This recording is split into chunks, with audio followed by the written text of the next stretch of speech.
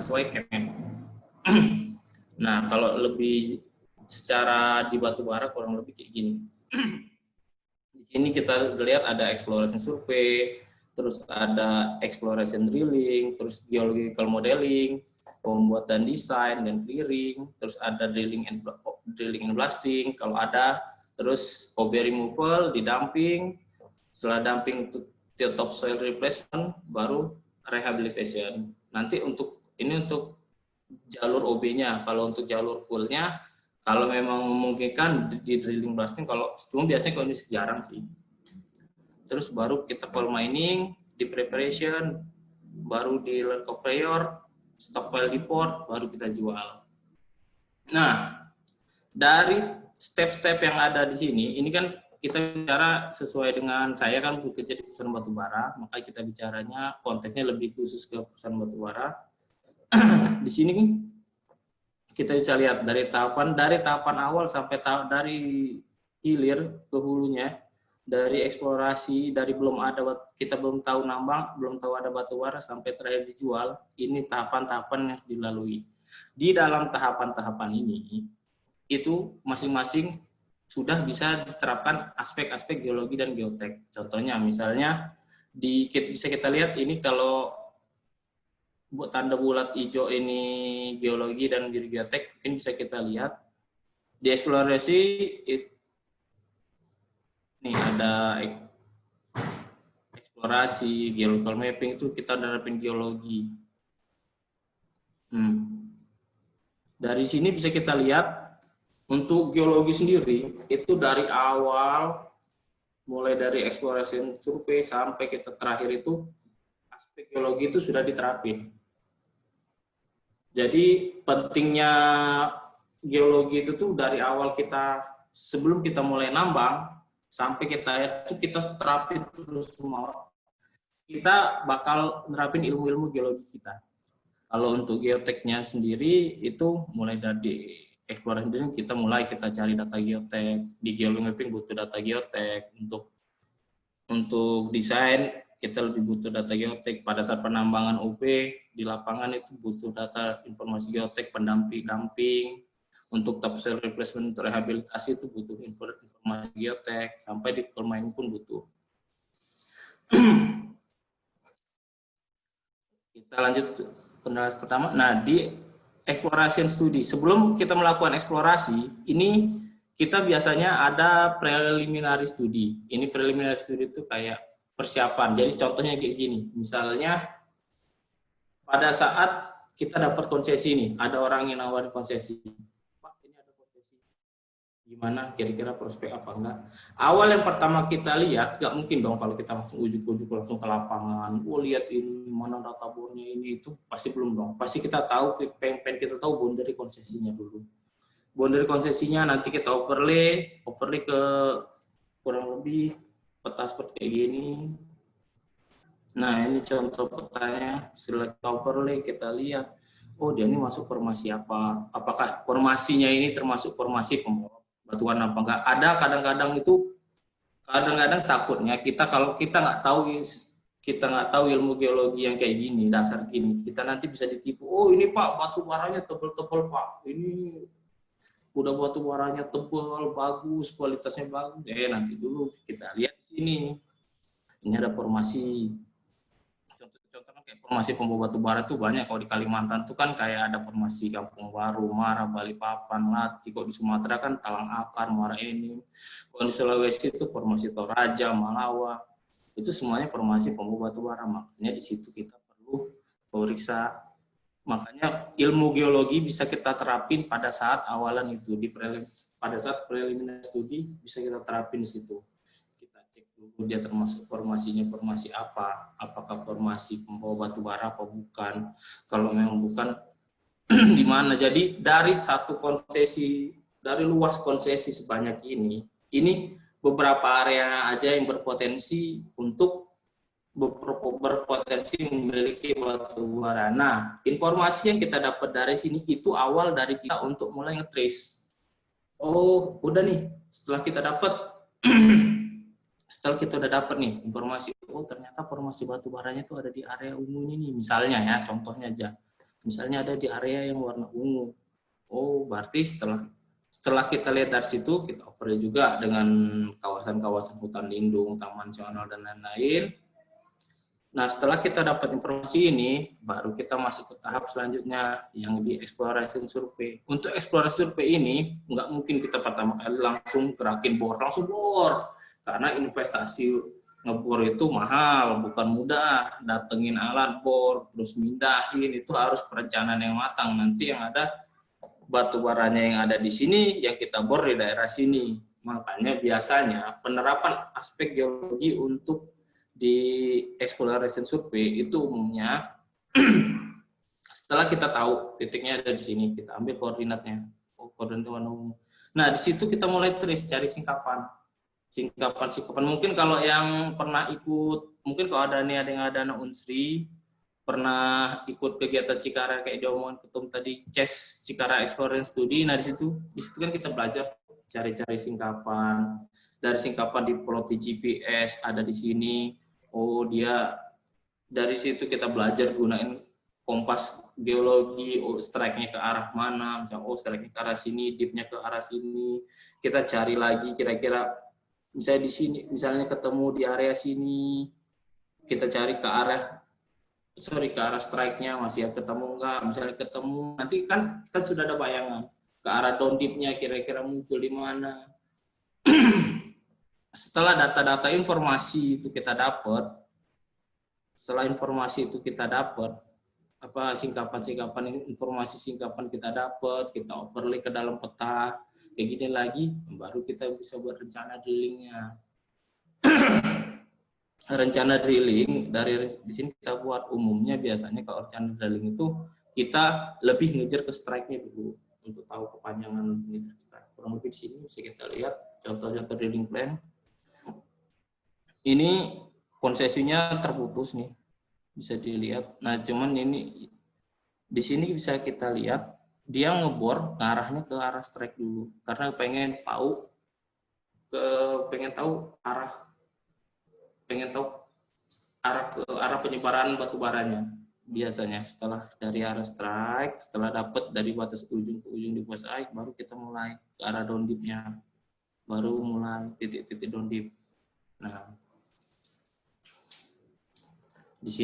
setelah kita lihat, kita sudah masuk ke eksplorasi. Di sini penerapan ilmu geologi kita udah mulai diterapin ini di eksplorasi, mulai dari kita ngebor. Nah, kalau ngebor sendiri kurang lebih kalau mau lihat contoh-contoh, nah ini dari arah strike kita sudah dapat informasi dari area dari sini.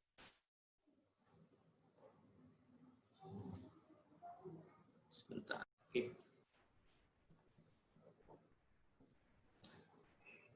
Ini kelihatan kan ya? Tum? Kelihatan, Bang.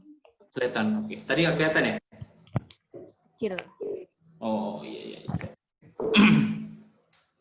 Nah, dari sini ini kita kelihatan, kita ke arah strike, kita pengeboran ke arah strike, kita dapat semua informasi titik-titik ini, apakah di sini diketemukan kemenerusan batu bara, ataukah cuma berhenti sampai di sini tidak ada.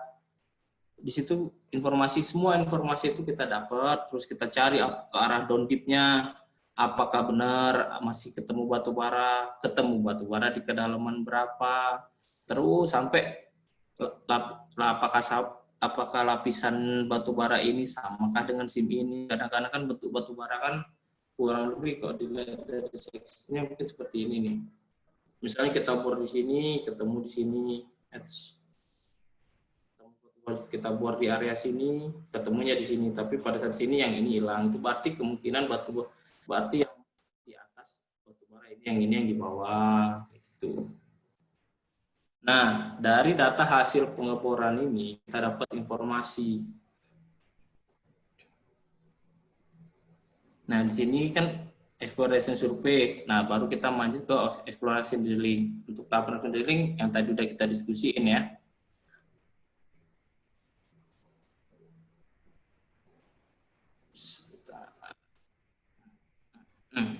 Dari exploration drilling sudah dapat kita data informasi jumlah SIM, ketebalan SIM masing-masing untuk memastikan data itu benar, karena kan kadang-kadang kita kalau misalnya nih ada perusahaan nawarin cuma modal data bor, itu kayaknya kurang agak bisa dipercaya, karena kalau data bor itu tuh bisa di fake lah. Mungkin udah banyak lah teman-teman yang pernah dengar cerita kalau apa namanya tuh data bor bisa dimainin. Makanya untuk buat make sure lagi di kitanya juga, di perusahaan kita juga, makanya sering dilatih data logging. Data logging ini mahal, nggak mungkin semuanya di logging, makanya biasanya umumnya dipilih dari misalnya ada 200 lubang, mungkin berapa lah, mungkin dipilih yang mewakili, oh di sini kita mungkin di area sini aja yang di logging. Makanya nggak mungkin, kecuali emang dana kita kuat, oke semuanya di logging, cuman jarang biasanya. Di sini kita bisa lihat kalau memang mungkin baca data loggingnya, kayak di sini biasanya sih yang lengkungan kurvanya paling tajam, nah itu biasanya itu indikasi ada batu bara. Cuman nggak bisa di persis juga. Contoh kita lihat kayak di garis merah sini, yang di sini. Di sini ada indikasi batu bara. Kita mesti lihat dulu dari area sini. Sama nggak dia pergerakan kurvanya itu sama nggak di sini. Kalau misalnya ini, oh ini mungkin ada indikasi. Nanti data ini kita compare sama data drill hole. Nah dari sini kita lihat, oh dari elevasi 0 sampai 5 ketemu batu bara, di sini 0,15 nggak ketemu nih batu bara, bener nih ketemu. Nah terus ketemu batu bara itu di kedalaman 5 sampai 6. Nah di sini kita 5,6.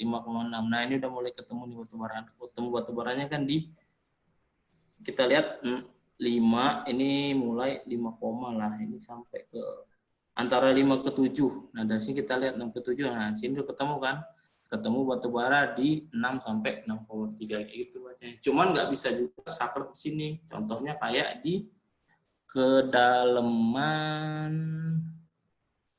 kayak di kedalaman 15 sampai 18 nih.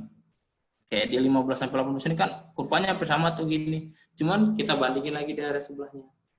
Oh ini bukan batu bara, baru nanti di area 38 ketemu lagi di batu bara, kayak gitu. Kalau kita baca data loggingnya, itu yang harus dianalisa oleh tim geologi. Biasanya tim geologi itu udah menganalisis itu untuk memastikan memang data yang kita terima itu benar. Karena apa?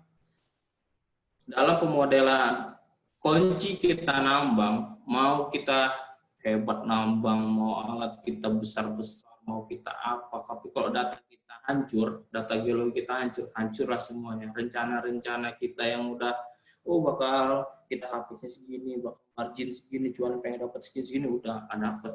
Kalau data geologinya hancur.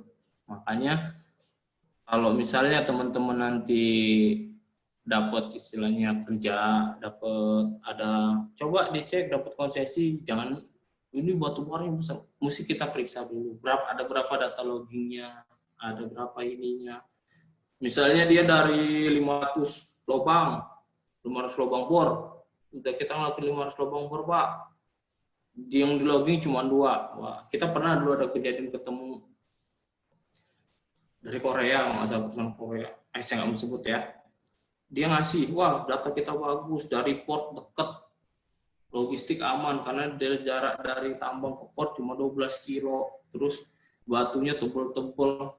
Oke, diterima. Pas sudah datang ternyata data boreng, kita minta data logging. Data loggingnya dari berapa ratus lubang, data logging cuma berapa. Nah, di situ kita udah mulai curiga. Terus kita inspek ke lapangan benar. Kita lihat ke lapangan, baru kita lihat ternyata, oh Pak, data bornya ketimbun air, data, wah itu sudah, makanya langsung di hot project itu. Saya kayak gitu, banyak biasanya kejadian kayak gitu. Makanya pentingnya penerapan ilmu geologi di awal itu. Dan kita nggak mesti harus orang geologi, orang tambang pun harus ngerti. Biar ya istilahnya kalau kita di lapangan kita nggak dibodoh-bodohin juga sama orang geologi. Jadi kita harus tahu juga. Jadi semuanya pun harus tahu mekanisme gimana. Oke, setelah kita step selanjutnya dari setelah exploration survei kita lanjut ke geological modeling. Nah, dari setelah kita dapat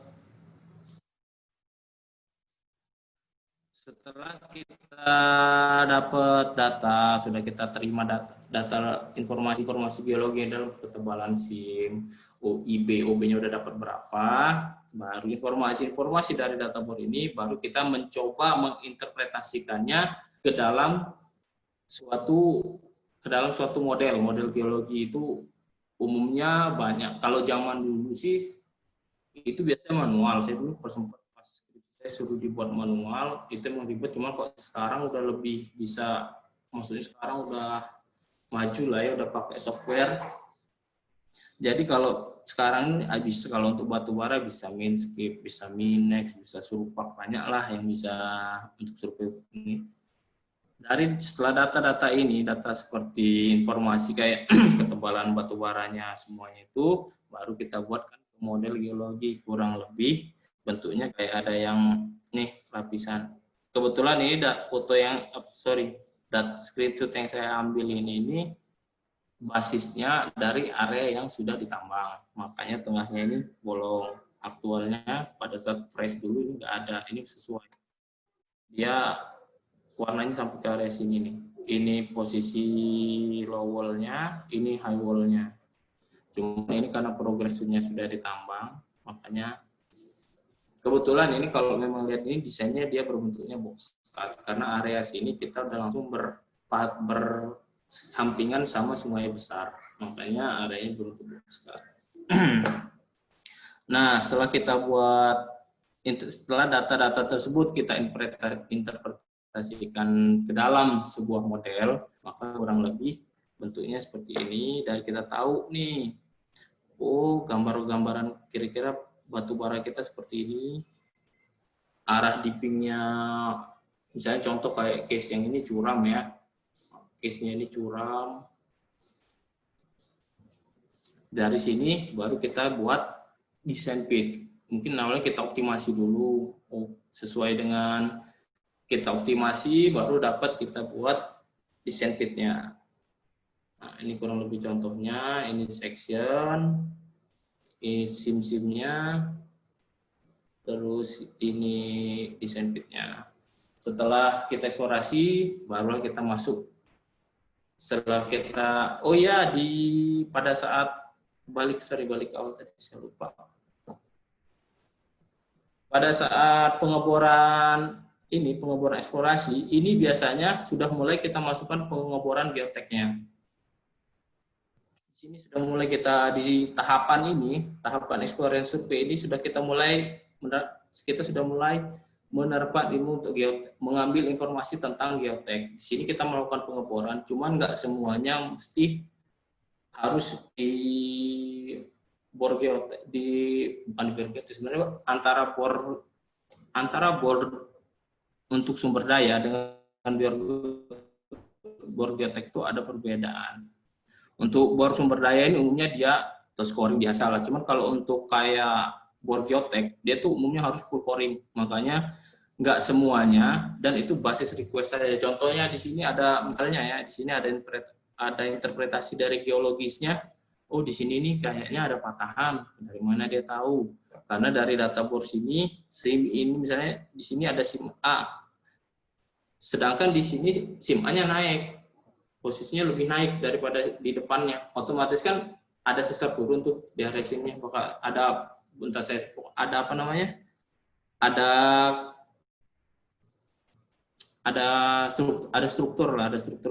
struktur di sini. Nah, di situ makanya dipetahin. Makanya biasanya di area sini kita lakuin bor geotek.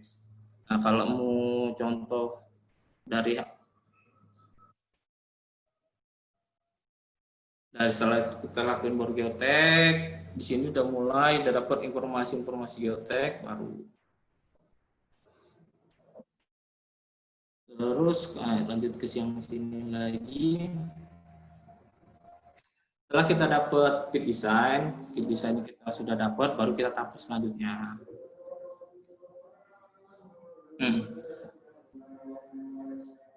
Udah sampai ke desain pit and disposal, udah desain pit kita udah dibuat, desain disposal juga sudah dibuat, baru kita tahap selanjutnya land clearing. Di land clearing ini yang land clearing biasa sama topsoil removal. Baru kita bersihkan land clearing, topsoil. Nah, biasanya kalau ini ada rekomendasi untuk sudut-sudut slope untuk dumping topsoil stockpile-nya. Cuman enggak. Nah, baru kita melakukan overburden drilling kalau memang ada drill and blast, kalau memang dilakukan, kalau memang enggak bisa.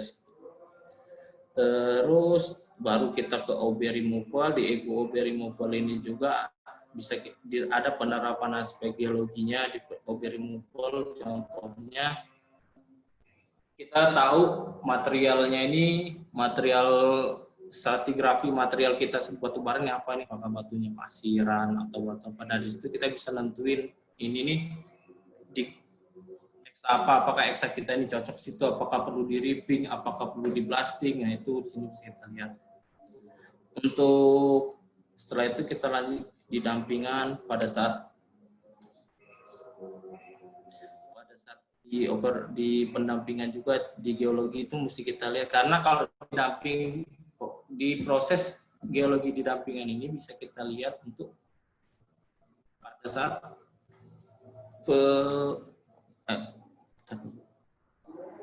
penerapan aspek geologi untuk area dam itu lebih ke geologi dan geotek. Kayak materi, kalau mungkin kalau ada reklamasi material PAF, itu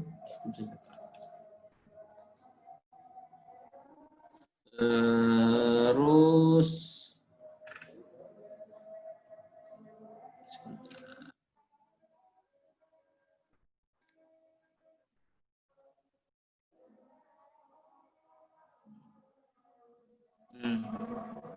drill and blast itu pasti wajib kita terapin aspek geologinya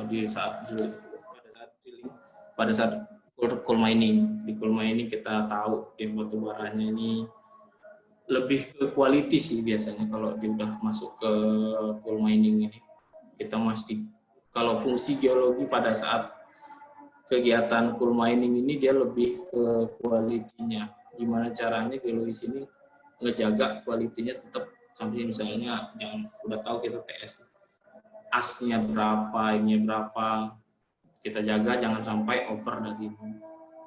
Kalau untuk penerapan geologi pada saat coal preparation mungkin lebih di crushingnya ya, pada saat di crushing lebih ke blending, nanti sama portfolio stockpile ini produk kita pengen yang dijualnya di harga di kadar berapa, di ini berapa, kita blendingnya dengan TS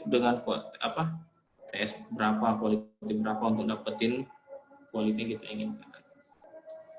Kalau untuk bicara geotek sendiri, kita langsung lanjut ya.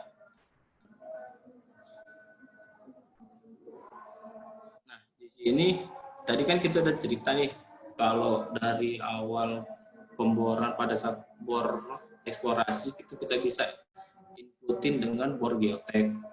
Dari hasil bor geotek itu biasanya kurang lebih ini nih, contohnya nih hasilnya kita dapetin, yang bisa kita dapetin analisa dari logging nih.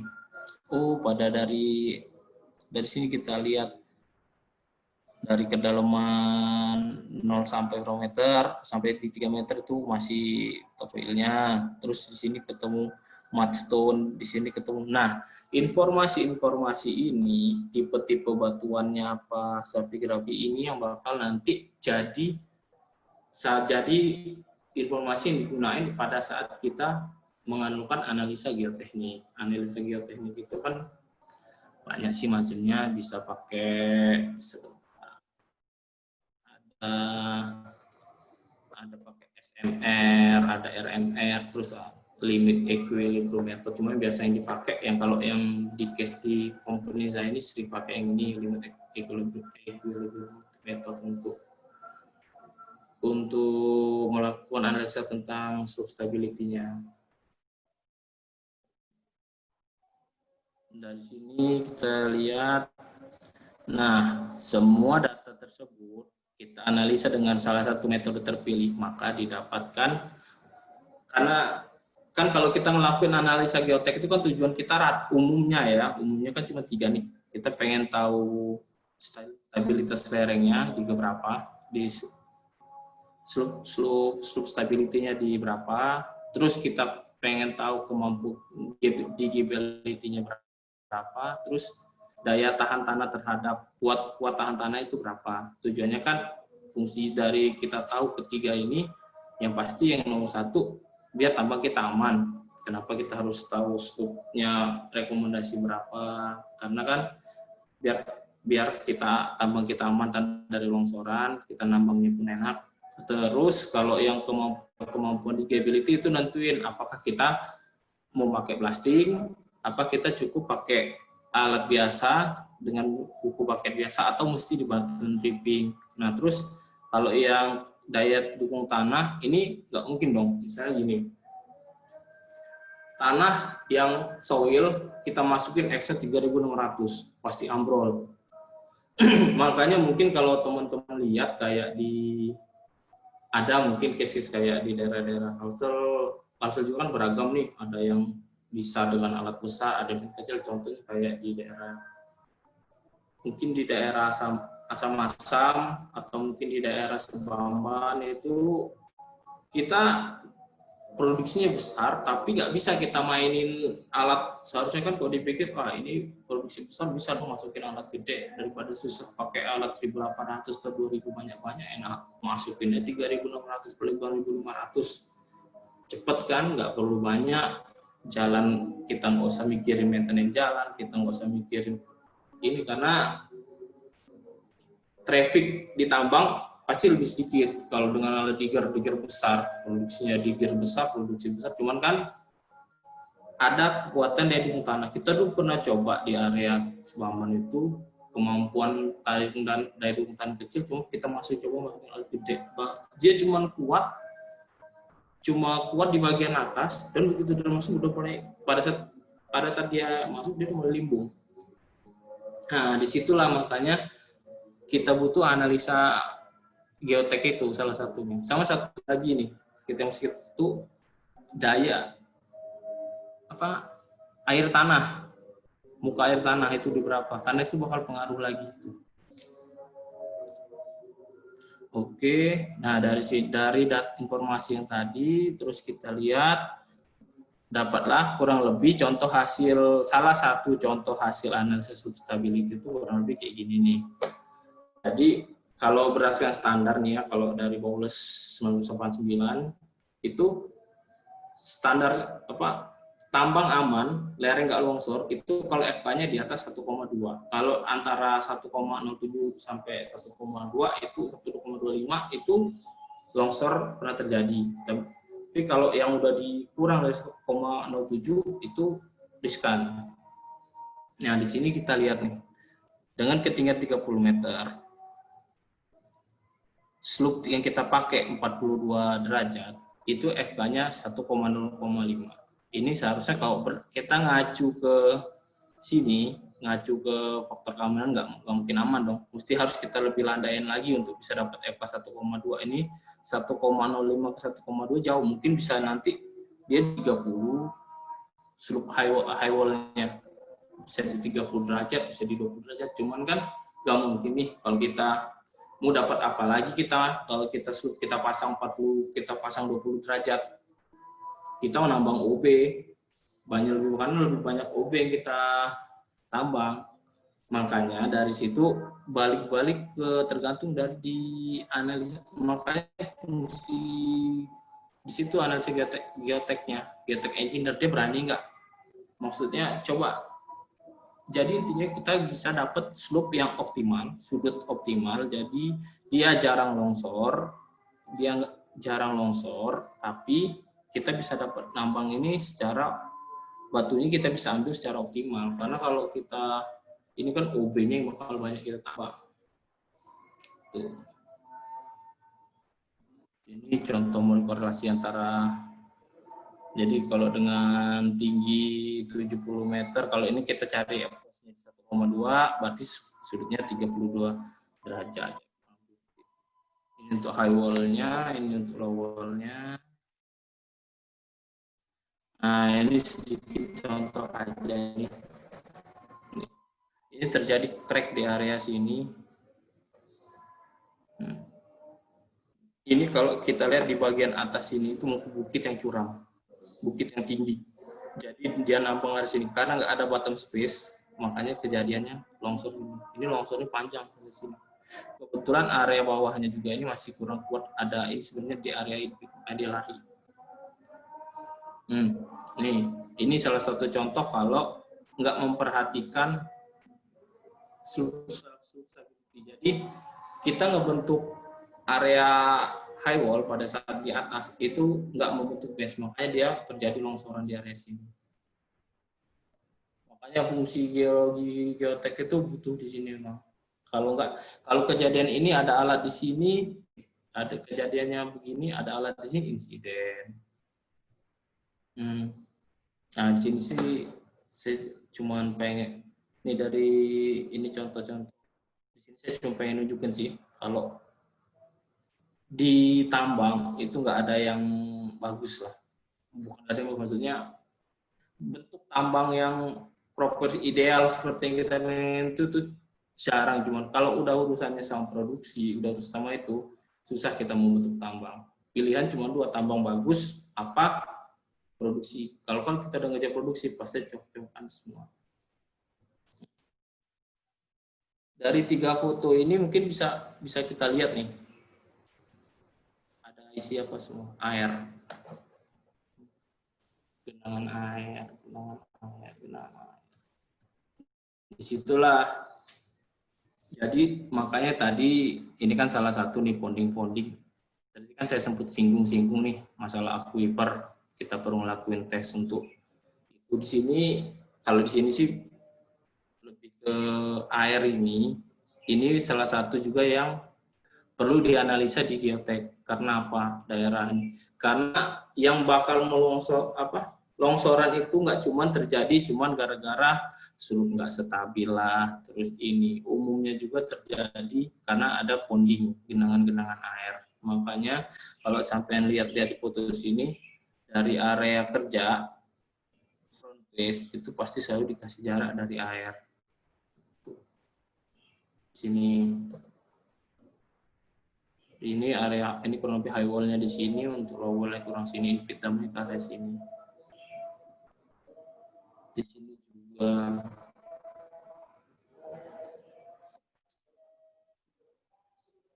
ya mungkin ini aja, sekian dari presentasi dari saya. Kalau ada yang mau ditanyain dipersilakan kembali pada waktu. Oke Bang. Ya. Oke, lanjut. Ntar saya stop sekali. Cek. Oke, terima kasih untuk Bang Apri Nurdiansyah atas pemaparan materinya. Yang saya tangkap, agar tambang tersebut dapat berjalan secara kontinuitas tanpa adanya problem, salah satu faktor pendukungnya adalah kita harus memperhatikan aspek-aspek geologi dan aspek-aspek dari geotekniknya. Dan faktor ini merupakan faktor yang sangat fundamental untuk menunjang baik buruknya tambang tersebut, sehingga keuntungan yang lebih besar dapat didapat agar perusahaan tersebut dapat berjalan dengan kontinuitas tanpa adanya problem dari adanya longsor seperti itu Bang ya. Untuk teman-teman bisa bertanya langsung ataupun melalui audio dan video kepada Bang Apri Nurdiansyah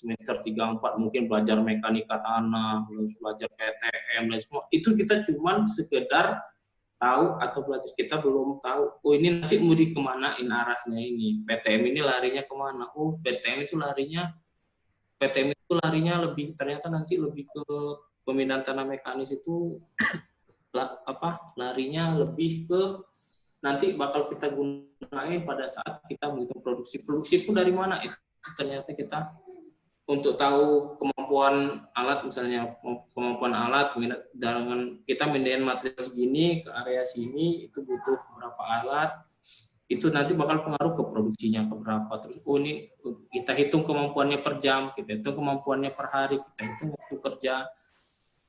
Untuk tahu-tahu kayak gitu itu kan kalau biasanya sih kita masih blank nih. Umumnya rata-rata kita tahu itu pas kalau kita sudah mulai KP, baru mulai ada kerja praktek atau di situ baru kita bisa mulai. Nah, cara kalau saya sih kemarin sih kebetulan seniornya itu kan lumayan kuat nih. Jadi kadang-kadang kalau ini pengalaman di saya ya, kayak misalnya kalau kita nanya sama kayak banyak sih kakak tingkat yang lain, cuman kan kayak agak sungkan kalau nanya. Kalau kita kan, kalau kayak kebetulan saya kan ikut sekarang nih, di situ saya punya senior nih yang kerja di kontraktor, coba deh tanya, bang kalau misalnya ini terapnya gimana ya bang? Mereka pasti ngasih. Dan kita pun udah nggak di situ, kita baru tahu, oh berarti kayak gini.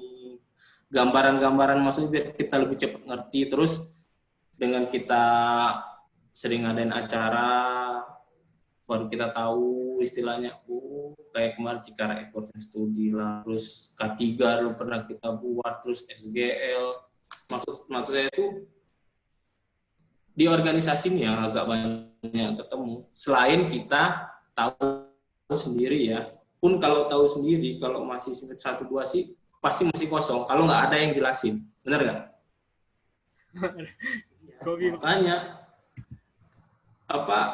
hubungan kita sama kakak tingkat atau hubungan sama kita yang sudah lulus itu mesti kita jaga. Ya salah satunya kalau saya sih berorganisasi kemarin itu sih.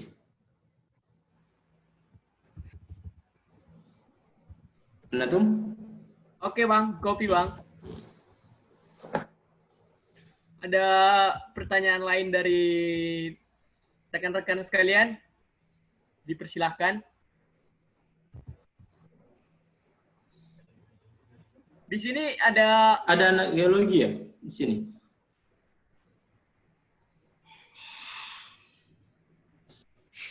Anak geologi di sini ada nggak rekan-rekan sekalian? Sembari di sini juga ada nih bang, Om Rekinta, Om Kibong nih bang. Nanti. Wah itu senior saya ngajarin blasting itu. Boleh disisipkan nih bang, keterkaitannya antara blasting dan geotek ya bang, nanti disisipkan gitu bang, kolaborasinya bang. Lagi japri nih sama Kibong nih, bersedia atau enggak untuk sharing ilmunya, join di webinar ini bang. Siap, aman. Oke bang, ini ada pertanyaan nih bang dari Arif Maulana _Unsri. Selamat siang bang, saya Arif dari Tambang Unsri 2015 ingin bertanya. Kalau dalam kestabilan lereng, banyaknya parting atau tebalnya parting itu berpengaruh gak dalam kestabilan lerengnya? Khususnya di low wall, dan jika parting sangat berpengaruh dalam kestabilan lereng, apa yang harus dilakukan bang? Terima kasih bang. Oke, makasih ya Arif Maulana. Kalau banyak parting itu tuh pengaruh jelas. Tebal, apalagi kalau parting itu tipis-tipis. Kalau ini kayak case-nya, kalau cerita di high wall, bisa lah kita takar dengan yang kita buat stability. Cuma kalau di area low wall, parting itu harus dibersihin memang. Karena kamu bayangin kayak gini nih. Ini area terakhir kamu tambang nih. Finish low wall. Di area sini finish low wall nih. Mungkin lebih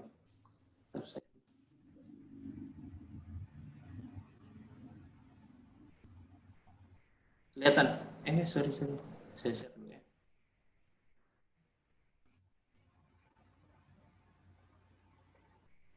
Kelihatan itu, Meh? Kelihatan bang, kelihatan.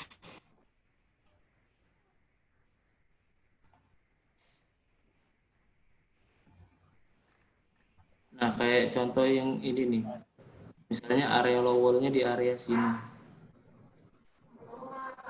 Area low wall kita punya area low wall dari sini, kita punya banyak parting. Sedangkan final pit kita itu ada di tengah sini nih misalnya. Otomatis kan kalau itu langsung kita in pit, langsung kita dump, lari itu pasti bakal. Jadi nggak ada ikatan karena antara batu timbunan sama batu bara ini dia nggak ada kekuatan, makanya kenapa harus dibersihin biar dia langsung ketemu sama batuan dia, makanya harus dibersihin. Jadi fluor partinya itu harus dilariin, dibersihin biar dia ketemu batu, jadi nggak ketemu sama batu bara gitu, dia kontak misalnya ketemu sama batuan di atasnya ya. Nih misalnya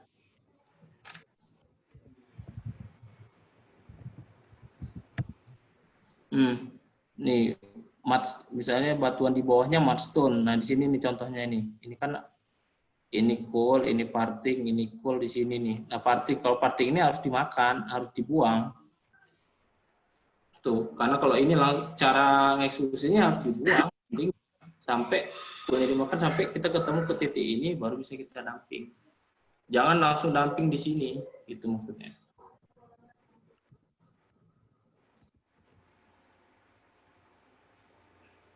Gimana itu? Si Arif. Oke Bang, terima kasih Bang atas jawabannya. Gimana dari Pak Arif Maulana _Sri? Apakah ada yang perlu disampaikan secara langsung kepada Bang Aptri Nurdiansyah? Kami persilakan. Untuk host boleh mengaktifkan audionya dan video kepada Saudara Arif Maulana _Sri. Siap, Tum.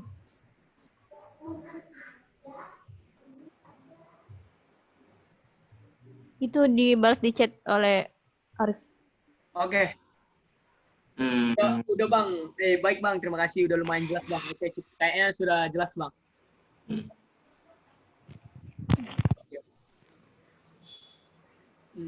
Ada pertanyaan? Karena dia biasanya kalau kita cerita-cerita kayak yang mungkin yang ditanya si Arif ini pasti larinya ke untuk dampingan. Makanya pertanyaan dia ini pasti untuk di-input dump.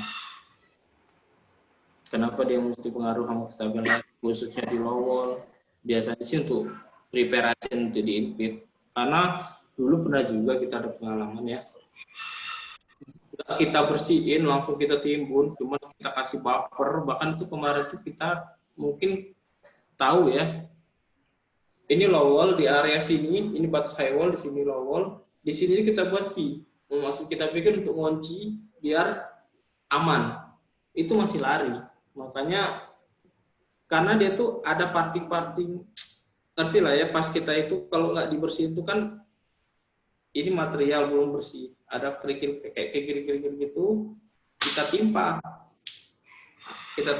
tekanan di sini, bentuknya begini, pasti dia jadi bidang gelincir.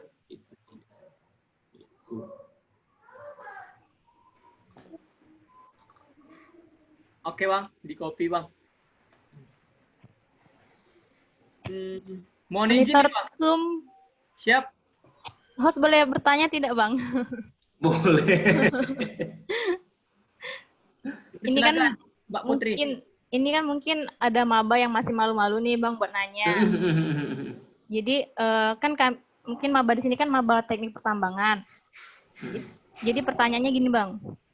Dalam kegiatan penambangan itu sendiri, kira-kira peran geologis itu gimana ya Bang? Dalam kegiatan penambangan Bang, kayak gali. Penambangan ya, dalam kegiatan penambangan ya, bukan pertambangan. Kalau pertambangan tadi jelas kan? Iya, luas. Dia sudah masuk tuh sampai ke titik terakhir. Kalau di penambangan makanya itu tadi sudah saya bilangin, kalau biasanya fungsi geologi pada saat penambangan itu yang pasti pertama itu dia di quality control. Jadi untuk memastikan penambangan batu bara itu sesuai, jadi nggak ada batu yang ketinggal, pastikan kualitinya, nggak ada batu yang tertinggal, rupturnya, batunya bersih. Karena kan kadang-kadang kita sering dapat komplain dari owner, oh batunya kotor, makanya kan untuk memastikan mesti di clean dulu, roofnya, floornya mesti dibersihin dulu. Jadi dapat tebelnya berapa. Sama satu lagi fungsi geologi pada saat penambangan, pada saat kegiatan penambangan ya, itu jadi memastikan, padahal kan kita kan pas akhir bulan, akhir tahun atau itu kita mesti rekonsiliasi tuh. Bara dari misalnya dari rencana awal nih, dari plan awal pada saat sebelum tambang dibuka, misalnya batubara 1 juta, itu sudah diprediksi dengan segala lusis-lusisnya lah, dengan rupiah segini, 1 juta di SR segini. Terus nanti kan ada produksi update kan, year to date. Nah di situ kan kalau dari model batubara keluarnya misalnya 100.000, cuman di aktual keluarnya 110.000, 90.000. Lusnya di mana? Nah, di situ fungsi geologi.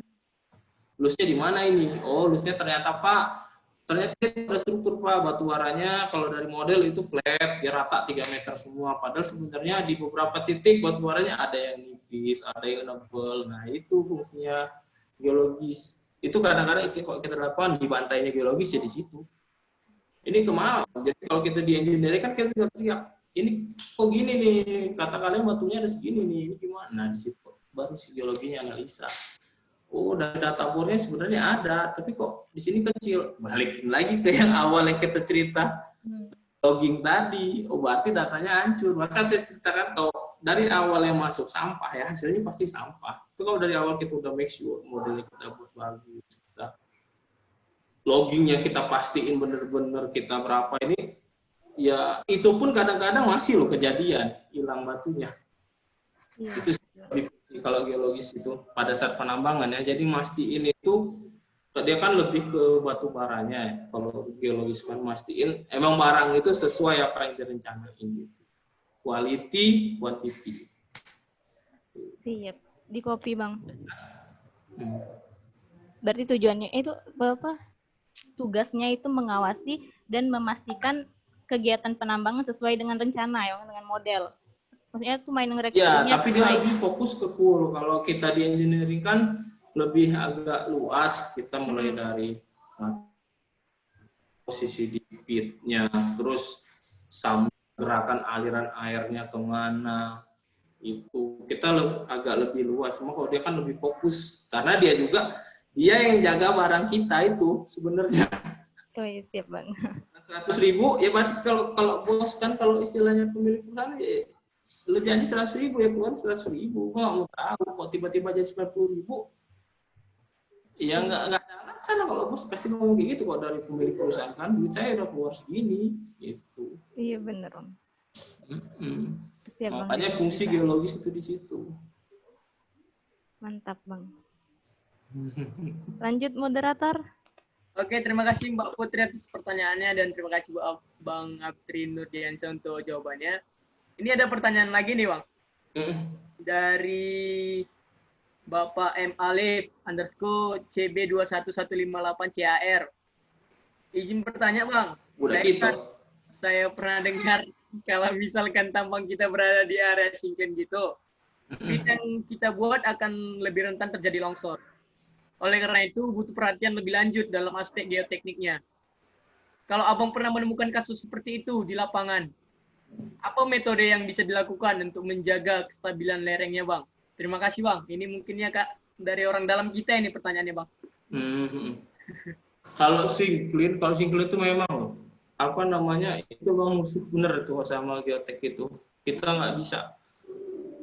Kalau misalnya biasanya sih kalau mau maksudnya kan ada sinkling atau banyak. Kalau sinklingnya banyak, nah itu yang berbahaya. Kalau sinklingnya banyak itu nambangnya harus cepat udah. Jadi mainnya harus cepat biasanya. Kalau misalnya sinkling misalnya satu naik terus turun terus ketemu batu lagi di sini. Kalau kita tambangnya, kalau kita pada misalnya kan konsepnya sinkling kayak gini nih, saya batu begini, terus di sini dihajar sinkling naik. Terus jadi hajar sinkron turun. Itu pernah kejadian saya pas di kontraktor dulu itu. Jadi dari model yang kita dapat itu cantik.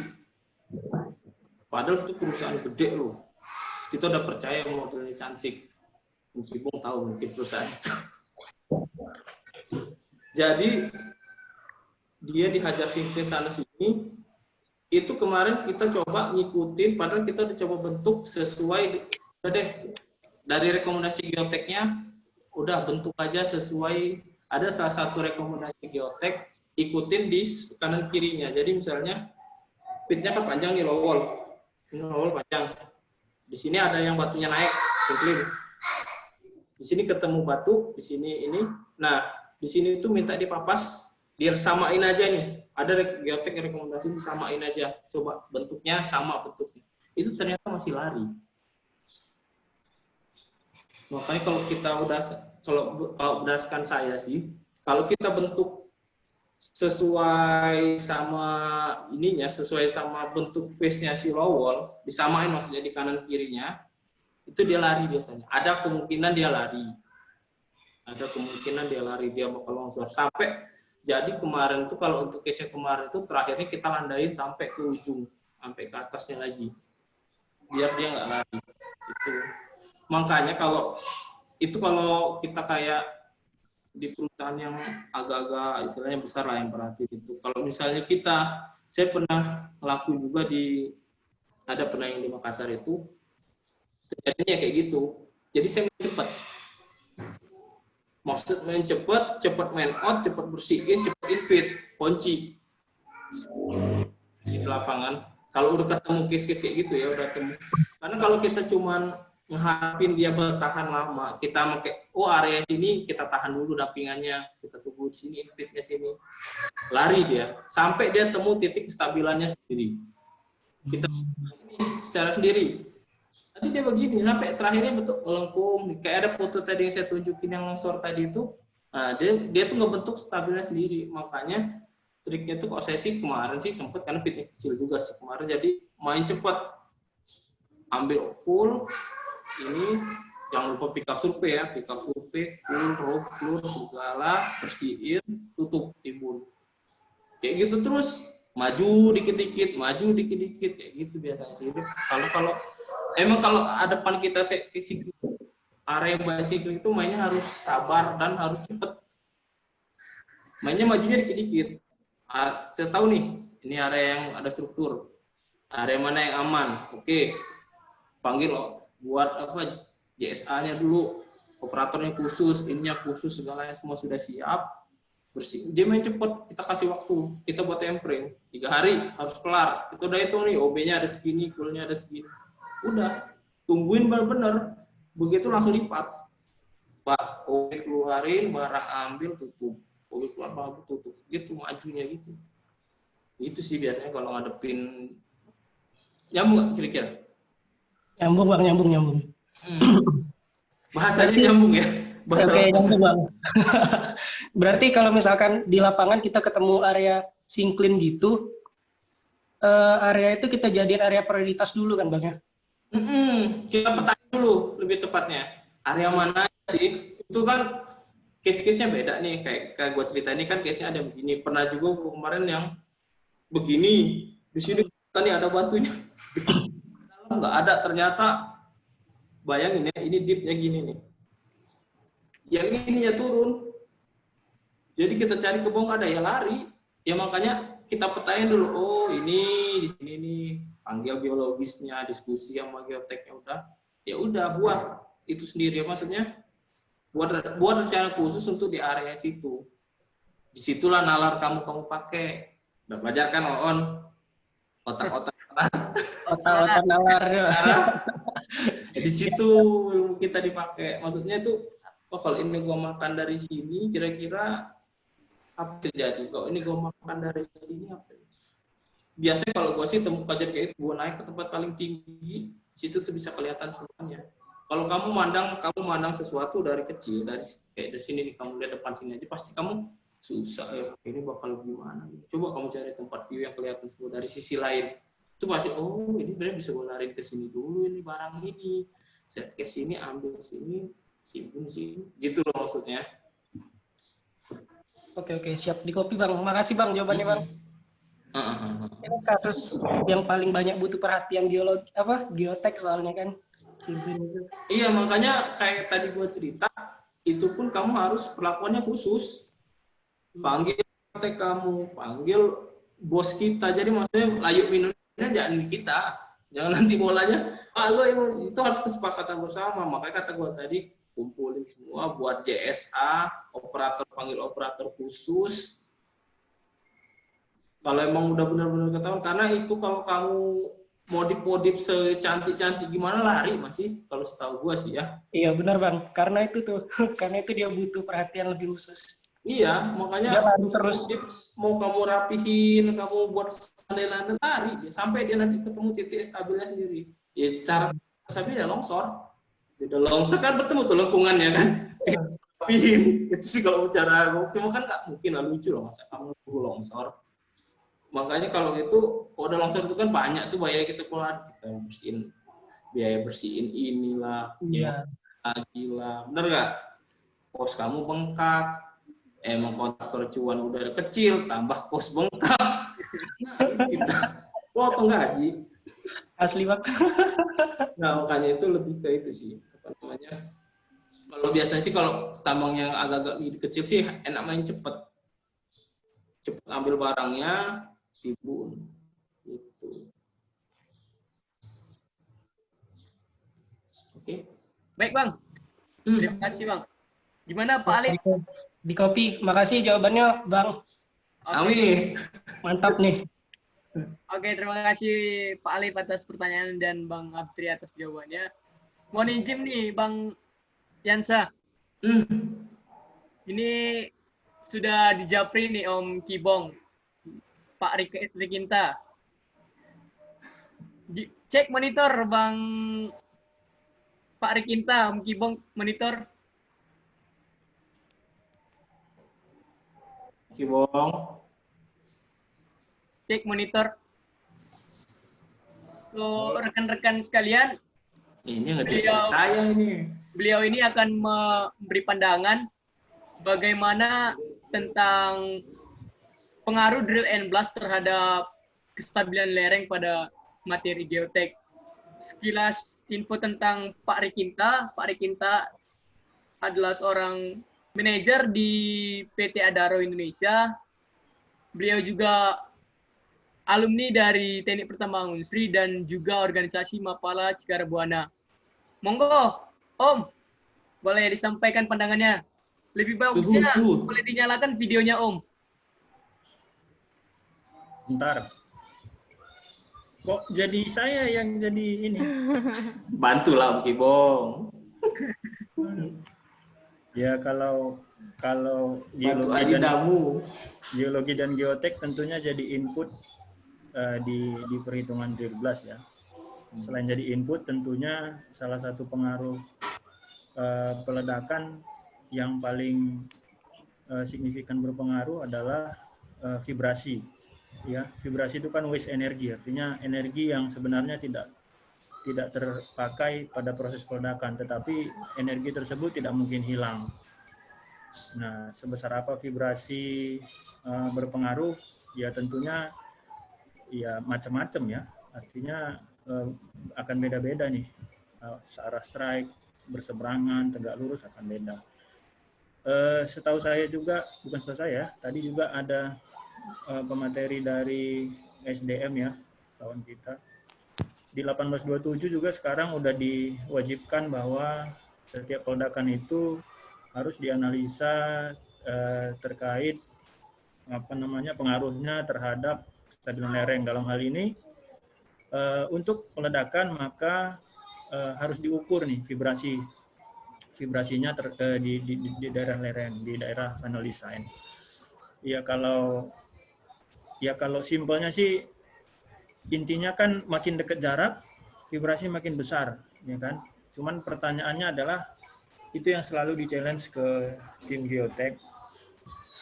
Peledakan itu kan sesaat ya. Mana lebih besar pengaruhnya peledakan sesaat, katakanlah ketika kita melakukan peledakan pada jarak 300 meter misalnya, vibrasi yang dihasilkan misalnya 15 mm per second saat itu saja, dibanding dengan katakanlah vibrasi karena subsiden jalan ya. Subsiden jalan kan misalnya jalan nggak rata, ketika unit alat berat melewati jalan tersebut, otomatis ada hentakan ya, ada getaran. Nah, dan itu berlangsung terus-menerus selama tambang beroperasi. Jadi mana lebih besar pengaruhnya? Ya tentunya nggak bisa dijawab A atau B, makanya perlu perlu kajian ya. Makanya tadi kalau mengikuti presentasi awal ketika materi tentang peledakan beberapa minggu lalu, yang saya sampaikan kan desain jadi panjang ini, berapa menit ini, nanti jadi saya ambil jatah Pak Aptri. Lanjut Om, lanjut. Bagaimana Bang Yansa butuh Silakan. Intinya gini ya, belas desain variabel itu ada 4 kemarin saya ceritain kalau ada yang ingat. Ada yang bisa dikontrol full, ada yang bahasanya uncontrollable.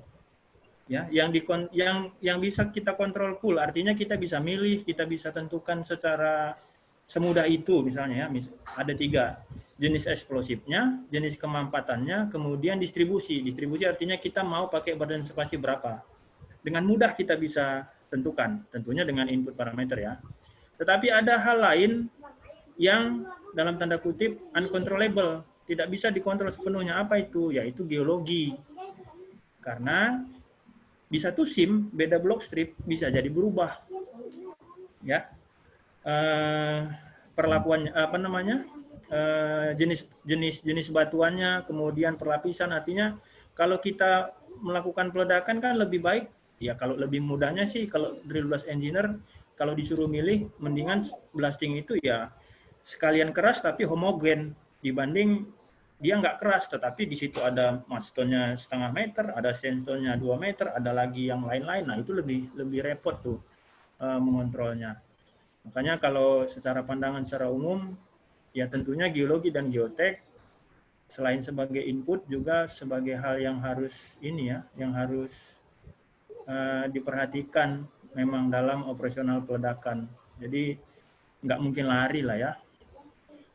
Kalau kawan-kawan nggak asing dengan pendekatan peledakan RLAS misalnya, RLAS atau Pusram, di situ input geologi pasti, kekerasan batuan pasti yang menjadi input, ada rock factor.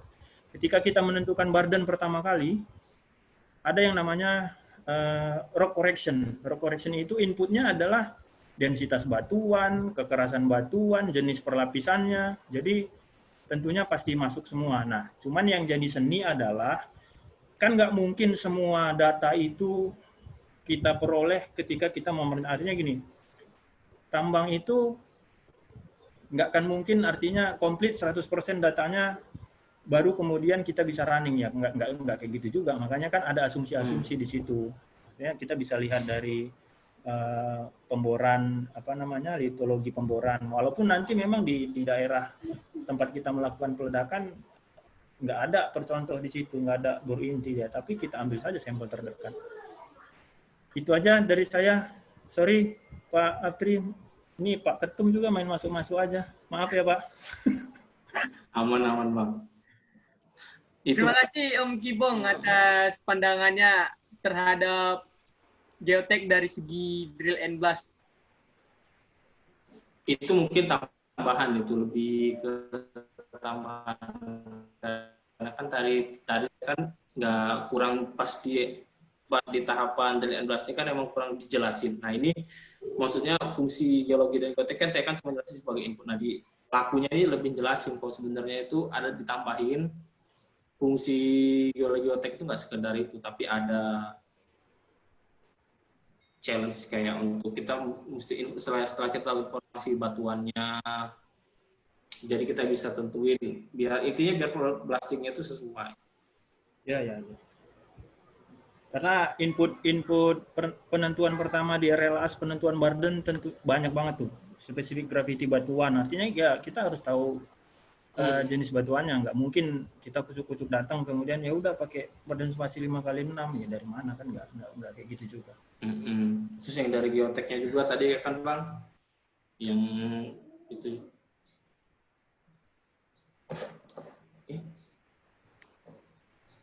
Oke Bang. Mungkin cukup untuk pertanyaan dan pemaparannya Bang. Iya. Kami rasa untuk pertanyaannya ditutup karena waktu sudah menunjukkan pukul 12.40 waktunya Isoma. Iya, udah banyak. Sebelumnya, sebelum kita tutup rangkaian acara kita nih Bang, boleh kasih closing statement nih Bang dari Bang Aptrin Nurdiansa untuk teman-teman yang ada di webinar ini. Oke, pada teman-teman semua, terima kasih ya atas perhatiannya, atas itu sampai dari awal sampai akhir. Di sini saya cuma jelasin, kami ini kan acara intinya itu acara webinar ini kan terselenggara karena demi memperingati 2 reuni untuk reuni Perak Opala Cikarabuana yang 25 tahun. Pesan saya sama mahasiswa, sama teman-teman, ini kan rata-rata mahasiswa semua ya. Ini kan tujuannya ke mahasiswa ya, maka saya cerita mahasiswa, bagus kalau ada mahasiswa baru.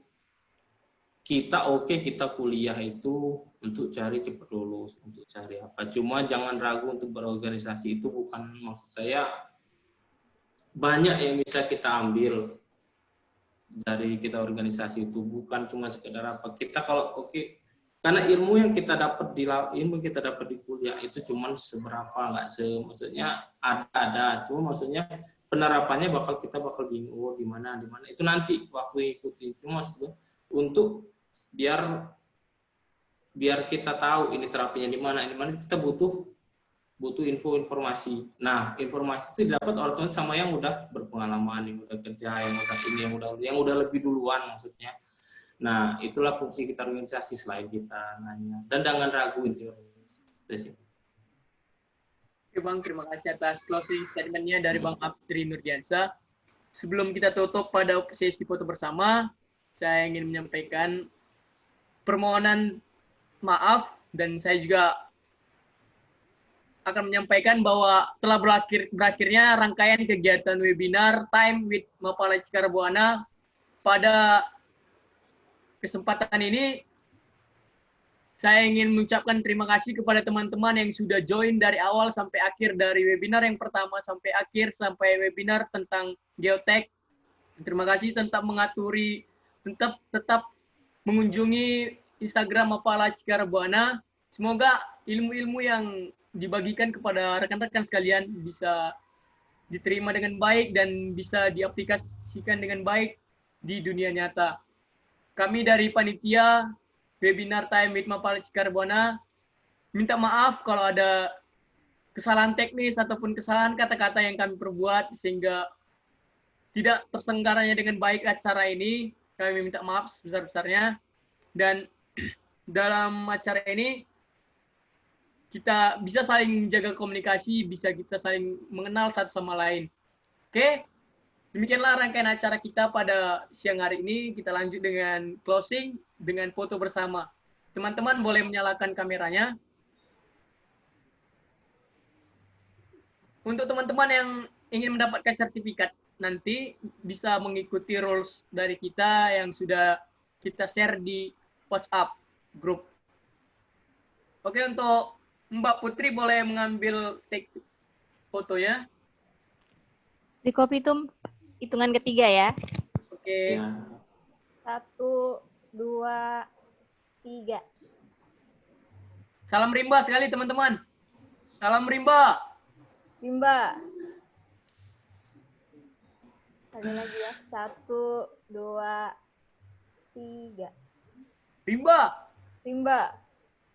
Oke, terima kasih teman-teman semua. Iya, jangan lupa masuk Cikara ya. Mantap.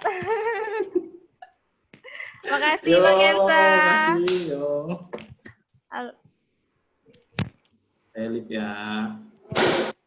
Para teman-teman, bapak-bapak, ibu-ibu, terima kasih ya. Saya mohon izin untuk mengakhiri room ini. Assalamualaikum.